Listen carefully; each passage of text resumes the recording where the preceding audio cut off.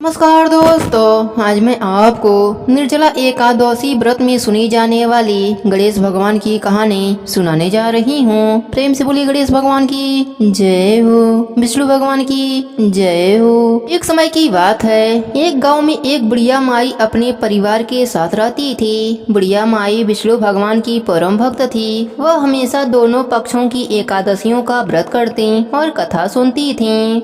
उन्होंने कभी भी व्रत में गणेश भगवान की कथा न कही न सुनी। इस कारण से उनका व्रत अधूरा रह गया। पर बुढ़िया माई को इस बात का पता नहीं था। उनको लगता था कि वह तो पूरा व्रत कर रही हैं और उनके व्रत के पुण्य से उनको वैकुंठ लोक की प्राप्ति जरूर होगी। देखते ही देखते बुढ़िया माई की मृत्यु हो गई। उन्हें लेने यमलोक के दूत आए। वह देखकर घबरा गईं और बोली, मैंने जीवन भर विष्णु भगवान की भक्ति श्रद्धा भाव से किया, एकादशी का व्रत किया। मुझे तो लेने वैकुंठ लोक का विमान आएगा। मैं आपके साथ नहीं चलूंगी।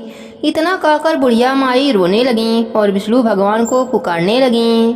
विष्णु भगवान गरुड़ पर सवार होकर बुढ़िया माई के पास आए और बोले, बुढ़िया माई, तूने तो पूरी श्रद्धा से व्रत किया, पर तुमने व्रत में कभी भी गणेश भगवान की कथा न कही न सुनी। इसी कारण तेरा व्रत अधूरा है। बुढ़िया माई विष्णु भगवान से जीवन दान मांगने लगी ताकि वह एकादशी का व्रत करके उसका पूरा पुण्य प्राप्त कर सके। इस प्रकार बुढ़िया माई को विष्णु भगवान ने 2 साल के लिए फिर जीवित कर दिया। अब बुढ़िया माई जीवित होते ही गणेश भगवान का नित्य नियम करना चालू कर दिया।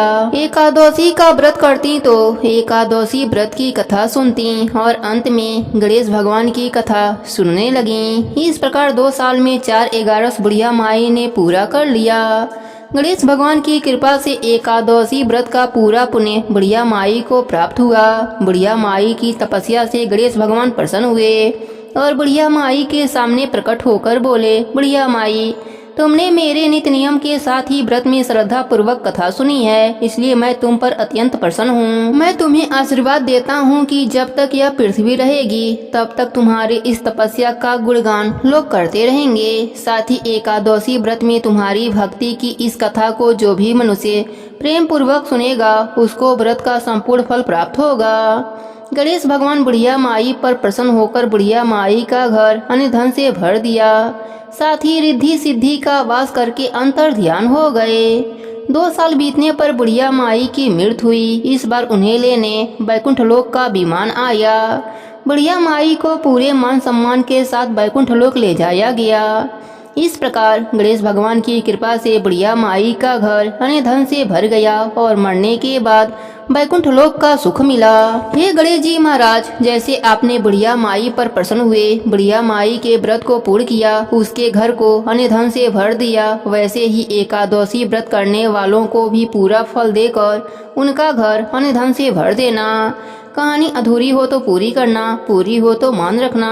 प्रेम से बोलिए गणेश भगवान की जय हो, विष्णु भगवान की जय हो, एकादशी माता की जय हो।